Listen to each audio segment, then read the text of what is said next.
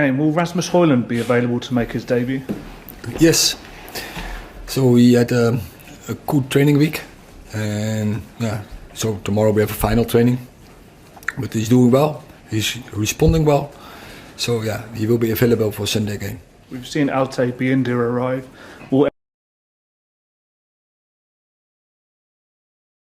Will he be eligible to be involved on Sunday? And will anyone else potentially arrive and be available?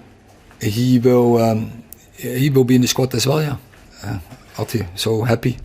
Now we have the keeper group. Again, is fully there. We covered every position, so I think we have a very good keeper group with the arrival of Alti. Is there a chance of anyone else signing in time to play on Sunday? What do you mean? Is there any? Obviously, United are looking at some other options. Is there a chance any of them will be signed in time to play on Sunday? Potentially, yes. Potentially, yes. Could be, but then we have to request it by now. Does that mean Reguilón? Is he here? He is here. He trained. So he will be available for Sunday as well. Yes. Right. Okay. Just in terms of we're told about Amrabat and the midfield option that's moving close. Will that give you the squad that you know want? that? Well, I mean, people in Florence seem to think that's true. Oh yeah, but there's so many rumours. But it's nice, It's. But would is that, if you got that position sorted, would that give you the squad that you want?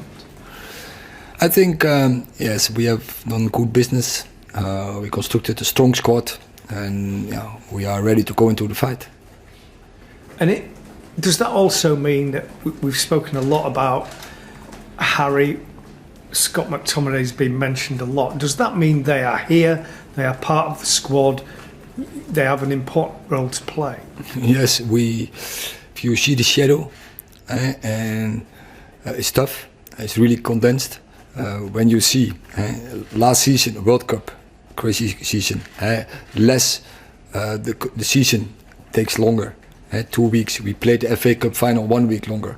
We had a short break where we really condensed pre-season again. So we need numbers, but also need. Not only numbers you need, also the numbers have to be quality.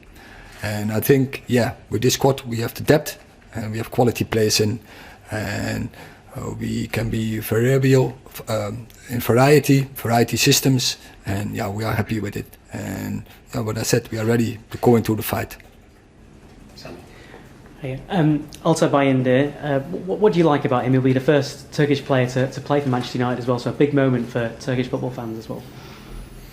Yeah, we followed him, we scouted him very intense, and we think he has the skills that he fit in Man United, fit in English football, that he has the skills. So we are really glad that we signed him. And we are confident that he will make a lot of progress in the coming period, the coming years, and he will be a huge contribution to our game. And you mentioned Sergio Reguilón has trained with the club. What qualities will he bring in that position? Is he up to being thrown straight in and replacing at full-back immediately? He is a very experienced player, a player for big clubs, play already a lot of games. In La Liga, in Premier League, so he has, I think, a very good background. We have seen he can play very intense football. So we are happy. While we had a problem with Luke Shaw injured, Malasia injured, for a long time out. So I think we responded very well on that emergency situation. And Sofian Amrabat, I know he's a player you worked with at FC Utrecht. Again, really a player who could make a difference this side? I can't tell, because I don't know if we can sign. So if we have news, we will report it immediately. One more, if I may. Andre Onana, quite cryptic on social media about whether he might be playing for Cameroon. and coming back to the side there after withdrawing from international football.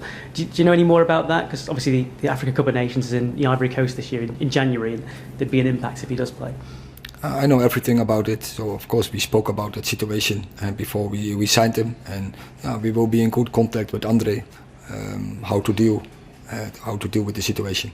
So is he able to play for Cameroon again? But I said I'm in good contact with Andre, and we are on the same page. We know what to do, and also we know how we constructed the squad, how we can deal with it. But as I said, we have to speak about. And then we will make a decision. Last question in this section, PLP.